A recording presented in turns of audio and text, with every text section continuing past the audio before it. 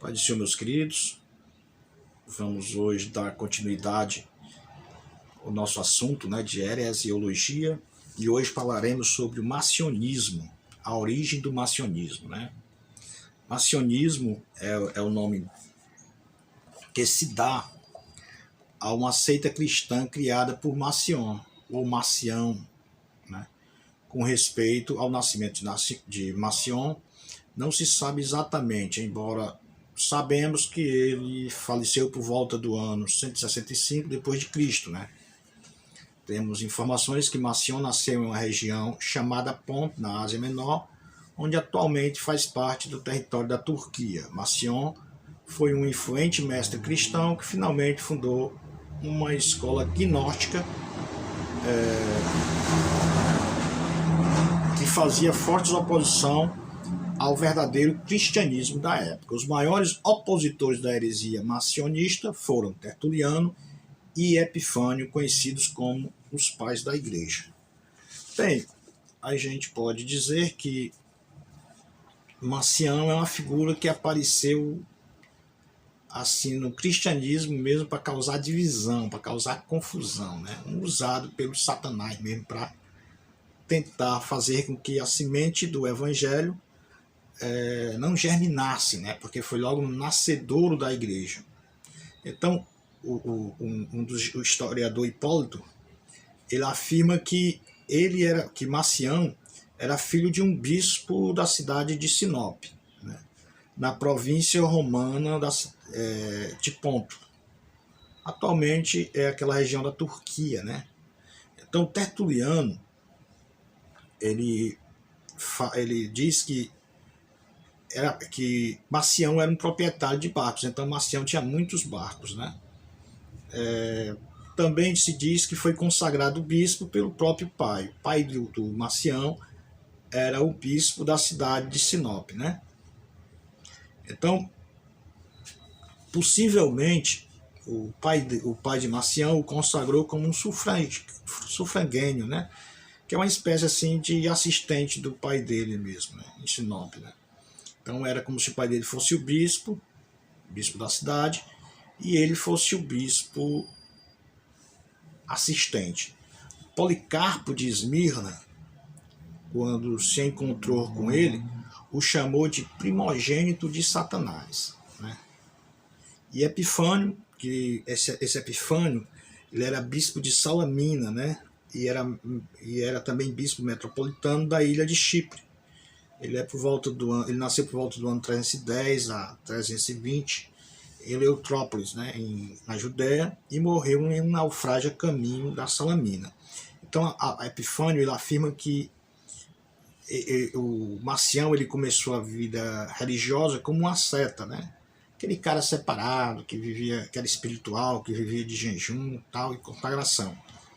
Mas depois ele seduziu uma virgem e foi excomungado pelo próprio pai, E ele foi obrigado, depois de excomungado, deixar a sua cidade natal. Já Tertuliano, Tertuliano, ele era um notável apologista cristão e o primeiro autor cristão a produzir uma obra em latim. Ele nasceu por volta do ano 160 e morreu em 220. Ele era de Cartago, uma cidade ao norte da África. E Policarpo, todo mundo sabe que ele era o bispo de Esmirna, e ele é do ano 69 e provavelmente morreu em Esmirna em 155. Então são essas as informações que a gente consegue também pegar sobre a origem do Macião. Primeiro, ele era filho de um bispo, depois foi consagrado a bispo assistente, depois viveu uma vida religiosa, diz que ele era um cara que ele proibia o matrimônio, mas só que depois, segundo o bispo de Salamina, ele bulinou, ele seduziu lá a moça lá da cidade dele e foi excomungado pelo próprio pai. E sendo excomungado, foi obrigado a abandonar a cidade de Sinop, que era a sua cidade natal. Bom, mas ainda sobre Macion. Macion, ele produziu uma obra uma apologética que poderia lançar muita luz sobre a sua pessoa e seus ensinamentos, mas a verdade é que havia uma certa variedade de posições gnósticas. No entanto, sua doutrina era fortemente paulina em caráter, né? Embora, naturalmente, de mistura com suas próprias ideias e especulações. Ele rejeitava totalmente o Antigo Testamento como impróprio para os tempos e o uso cristão. Marcion fora um rico proprietário de navios, como já foi mencionado, que abandonaram os negócios a fim de dedicar toda a sua atenção à fé religiosa. A seita que ele fundou teve início por volta do ano 144 d.C. Nessa época, muitas congregações marcionistas foram fundadas e propagaram-se por todo o Império Romano. Marcion viajava muito, a exemplo do apóstolo Paulo, visitando essas igrejas. Marcion era profundamente influenciado por Cerdo, um mestre gnóstico, embora também diferente dele. Ele sentia uma importante missão a cumprir, ou seja, pregar e estabelecer um puro evangelho sem fundamentos judaicos. Segundo as informações que recebemos dos escritores Justino e Tertuliano, o movimento marcionista, por volta do século VII d.C., desapareceu no Ocidente. Por volta do século III, começou a...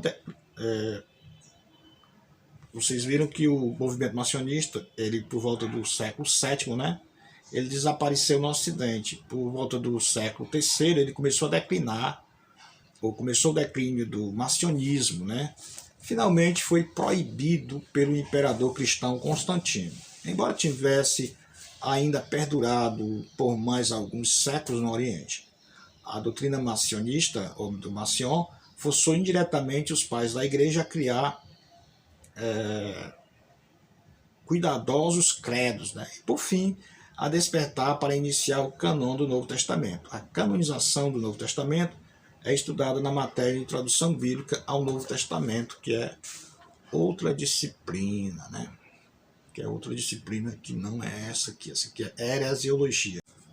Digo, introdução bíblica, Na introdução bíblica a gente vai estudar sobre essa importante disciplina, que é a formação do cânon do Novo Testamento. Meus bons amigos, vamos ver o que fala a doutrina marcionista, o que falava, o que fala, uma vez que a doutrina ainda tem muitas almas ainda envenenadas, por essa heresia. E olha que já faz um bom tempo, Estamos no século XXI e essas heresias, elas não morrem, Elas se camuflam, e enganam pelo espírito maligno outras pessoas, que passam a crer na mesma mentira contada pelo Marcion. Então, Marcion, ele pregou a doutrina de dois deuses, o do Velho e o do Novo Testamento.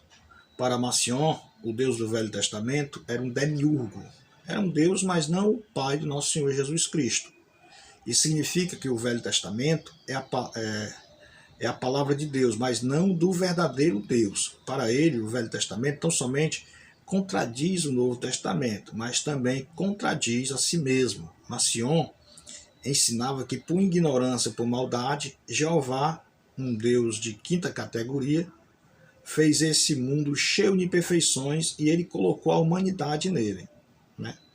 Segundo Marcion, Jeová era um Deus ciumento, mesquinho e arbitrário, que escolhe um povo, nação de Israel, acima dos demais e que está constantemente conferindo a conta de quem o desobedece para tomar vingança. Então, esse era o Deus demiurgo do elemento do Marcion. Então, Marcion dizia que o Deus do Novo Testamento não era o mesmo Deus do Velho Testamento. Então, segundo Marcion, esse Deus do Antigo Testamento escolheu uma nação e, por fim, ele era mesquinho porque ele fez um mundo imperfeito e queria a perfeição das pessoas, certo? E Marcion, ele rejeitava o Velho Testamento por completo, como se o mesmo tivesse sido introduzido pelo demiurgo. Então, se o Deus do Antigo Testamento era mau, então todo o Antigo Testamento seria mau também. Então ele rejeitava todo o Antigo Testamento. Depois você vê aí o significado de demiurgo, Um Deus justo e iracundo que pôs o seu povo sob o império da lei. Esse demiurgo, sob hipótese alguma, seria o Deus Todo-Poderoso, mas seria apenas o Deus do Velho Testamento. E este mundo, como sua criação, naturalmente, tinha seus problemas, porquanto não fora criação pelo poder divino, mas do verdadeiro Deus, né? O Deus do Velho Testamento, segundo Marcion, precisa ser distinguido do Deus mais alto e desconhecido da revelação neotestamentária. Então, para Marcion, o Deus do Antigo Testamento não era o mesmo Deus pregado por Jesus Cristo no Novo Testamento. O Deus pregado por Jesus Cristo era um Deus superior, um Deus de amor e um Deus todo-poderoso, né? Ao passo que o Deus do Antigo Testamento era só um demiurgo, né? Criou o mundo imperfeito e tudo, e não tinha amor, né? Não tinha amor. Então, essa era a heresia macionista. Mas também o cristianismo, no 3 você vê isso, o cristianismo era uma nova revelação, ele dizia, independentemente do judaísmo, de tudo que era o judaísmo, porquanto seria uma graduação completamente nova, acima daquela antiga e ultrapassada fé. Para Marcion, o cristianismo não teria o intuito de cumprir o judaísmo, e sim de substituí-lo totalmente. Então Marcion era totalmente anti-judaico. Para Marcion, o cristianismo não tinha nada a ver com o antigo, com a fé antiga, com o judaísmo. Então ele tinha o judaísmo e o cristianismo seria duas coisas totalmente diferentes, duas religiões opostas, né? Ou que vivia em oposição diária, né? Cristo não seria uma verdadeira encarnação divina da carne. Eles apenas pareciam ter vindo em carne, ensino docético, né? Então, aquele que ele está dizendo é que Jesus parecia que tinha vindo em carne, mas, no entanto, ele era só uma aparência, né? Então, por exemplo, Jesus ele vai andando na areia, as marcas dos pés de Jesus não ficavam na areia, segundo Marcion. Por quê? Porque Jesus era um espírito, era uma alma, não era uma pessoa como nós, não era em carne, ele parecia ser carne.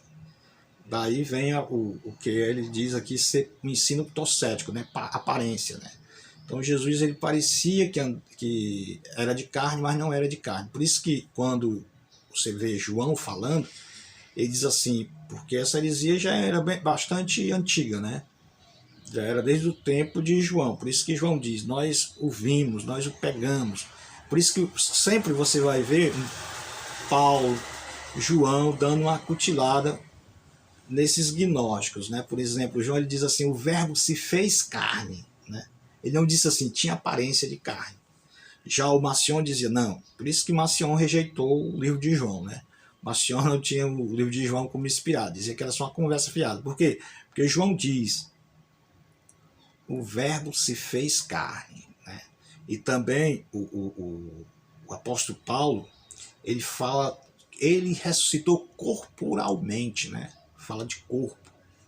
E também o João, ele fala aquele que nós tocamos, aquele que nós vimos, aquele que, né?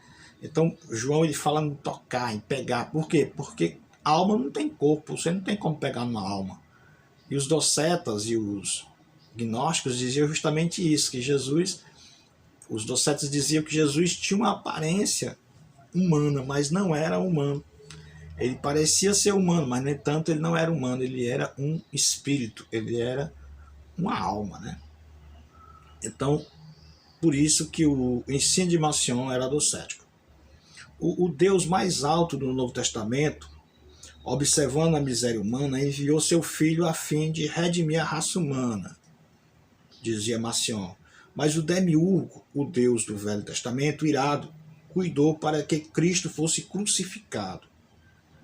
Isso foi feito com base na ignorância, não meramente com base na ira. De fato, Cristo cumpriu perfeitamente a lei, pelo que o demiurgo agiu de forma incoerente, porquanto era isso que ele estava exigindo o tempo todo. E Marcion dizia, o Cristo ressurreto, incoerente, porquanto era isso, o Cristo ressurreto, desculpa, apareceu perante o demiurgo, acusando-o de ter equivocado, de estar equivocado, e o resultado foi que todas as almas humanas tiveram de ser entregues a ele, a fim de que pudessem ser redimidas. Sendo assim, Cristo tornou-se cabeça federal da raça humana, com a qual se identificara perfeitamente e que comprara por meio da sua morte, né? Então, era esse o ensinamento, um dos ensinamentos sobre salvação do miserável do Marcion, né? Dizia que o Deus mais alto do Novo Testamento, observando a miséria humana, enviou Jesus, e por ignorância o demiurgo, Deus do Antigo Testamento, matou Jesus, o fez crucificar, e assim foi obrigado a entregar todas as raças humanas na mão de Jesus. Jesus desceu aos infernos e ele teve que ser obrigado, né, a dar a chave da morte para Jesus. Ensino do Marcion. Paulo seria... Então é diferente, né? Hoje tem alguns pregadores que dizem que o diabo matou Jesus e Jesus foi lá no inferno e tomou a chave da mão dele. Já para Marcion era o demiurgo, o Deus do Antigo Testamento, né? Matou Jesus e Jesus foi lá no inferno e pegou a chave da mão do demiurgo, outro Deus do Antigo Testamento. Paulo seria o único verdadeiro apóstolo de Cristo, e sobre Paulo repousa toda a autoridade escriturística. Paulo pregou o verdadeiro evangelho, fazendo contraste com a versão judaizante dos outros, né? Falsos apóstolos. Ele chamava todos os outros apóstolos, João, Pedro, quem eram outros? Judas, Tiago, todos os outros 11 apóstolos, ele dizia que não prestavam, eram falsos apóstolos. Só Paulo era o apóstolo de verdade. Marcion autonomeou-se representante de Paulo para levar avante a sua obra. Então o herege Marcion, ele se autodenominou apóstolo, como muitos fazem por aí, né? Não, hoje eu sou apóstolo, né? Quem foi que te ungiu? Eu mesmo, né? Então se autodenominou apóstolo, tinha dinheiro, e como ele tinha dinheiro, ele poderia bancar a igreja, né? Poderia alugar, poderia comprar esses lugares. E é como dizia o pastor Bastos, né? Sempre quando se levantar um bobo, terá um mais bobo para apoiá-lo, né? Assim tenha dinheiro. Sempre quando se levantar um besta, aí tem um bocado de besta para aplaudi-lo. E assim foi com Marcion. No instante, criou congregações, criou seguidores e se autodenominava o representante do apóstolo Paulo, que era o único apóstolo que ele considerava de fato. O restante era todos apóstolos falsos, desde João até Judas, né? Então a igreja primitiva não se mostrou fiel às diretrizes paulinas, razão pela qual se impôs um movimento restaurador. Nisso consistia a missão de Marcion. Não sei se vocês notaram aqui, mas Marcion foi mais além. Marcion já achava naquele tempo, no segundo século, que a igreja tinha se desviado. Então a igreja, uma vez desviada, tinha que ter alguém para restaurar a igreja, para trazer um movimento, como é que nós chamamos? De movimento novo, né? Tinha que ter uma restauração à igreja, porque a igreja tinha se desviado do seu ideal, né? A igreja estava fria, a igreja estava sem a presença do Espírito Santo, estava fria demais, então tinha que ter alguém para aquecê-la. E aí aparece Marcion como restaurador, como apologista, como o representante de Paulo para criar essa fé na igreja, para restaurar a fé da igreja, né?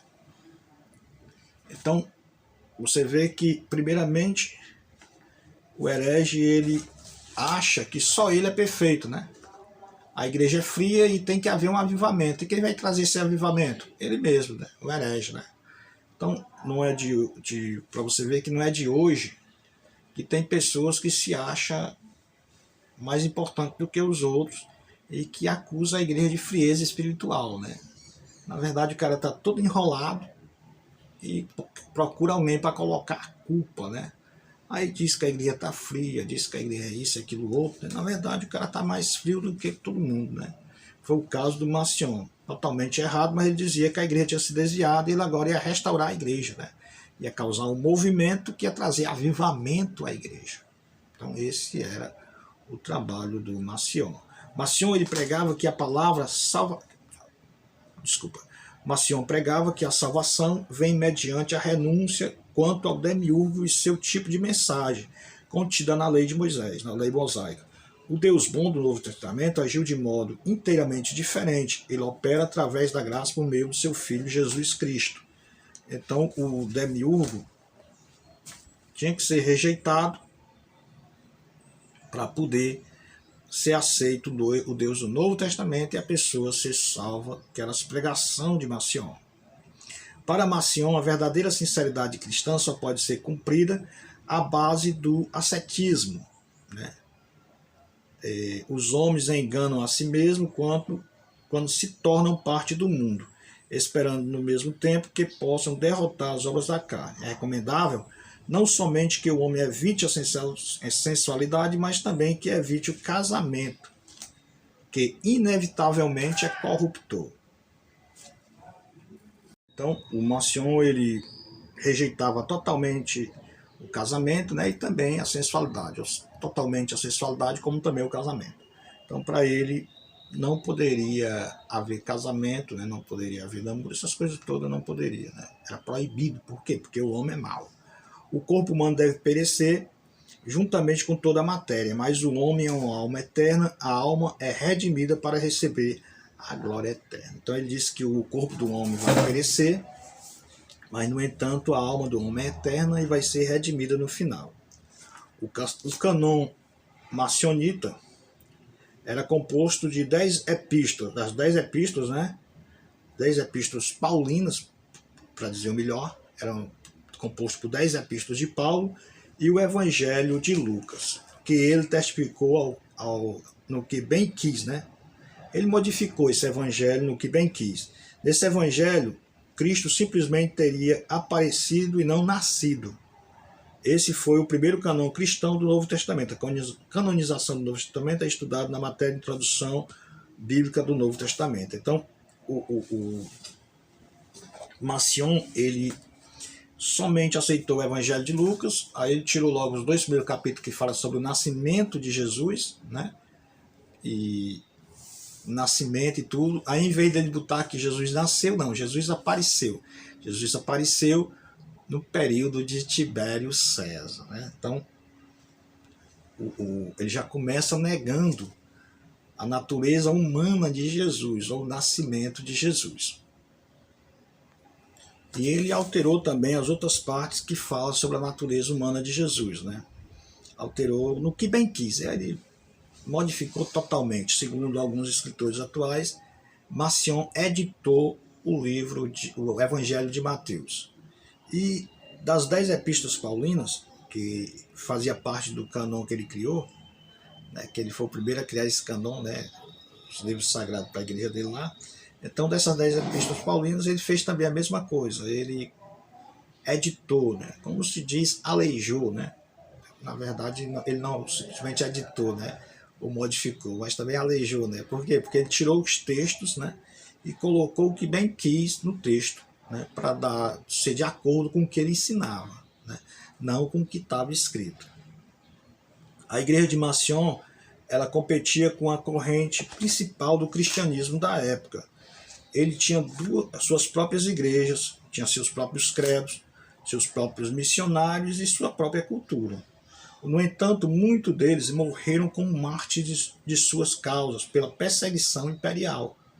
Eles eram perseguidos, mas não retalhavam. É bom dizer que os macionistas, eles também morriam pela sua causa, né? Tinham seus missionários, tinham suas próprias igrejas, tinham sua própria cultura e não voltavam atrás, né? Eles, por ocasião da perseguição imperial, eles morriam e não retaliavam, né? Acho que por isso também que a comunidade tinha grande respeito por eles. Ensinavam mentira, mas sofriam pelas mentiras deles. Macion praticava o batismo pelos mortos, 1 Coríntios 15, 29. Essa prática de batismo, pelo que sabemos através da história, foi a parte daquela referência paulina, né? E foi observada pela primeira vez entre os macionistas e montanistas no século II depois de Cristo. além de ser uma importante doutrina dos mormons dos tempos atuais. Então, esse 1 Coríntios 15, 29, vamos ver o que diz o texto. De outra maneira, que farão os que se batizam por causa dos mortos? Se absolutamente os mortos não ressuscitam, porque se batizam por causa deles, né?